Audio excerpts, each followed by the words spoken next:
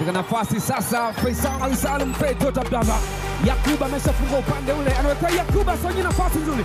Yakuba ni mwenzake TK Master mzee wa Turbo. TK Master yeye na Zimbo Junior. Misila Kisii idadi kubwa ya viungo ambao wamewajaza kwenye mchezo hawaonekani kupanya. Hadi Mawia anamweka Yakuba sonye pasi ile.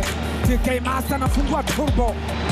TK Master kakosi ndani kwa Sale alikuja kichwa akaulizwa swali gumu na huyu Joshua Nyango.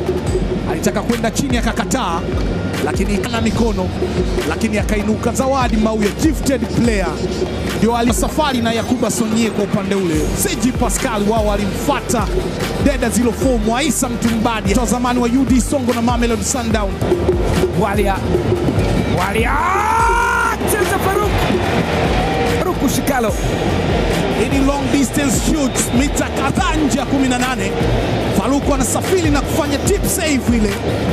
Wakati anarudi chini aliipa mafuta, angeidharau kaenda kuzungumza mengine, akajigonga kidogo kwenye chuma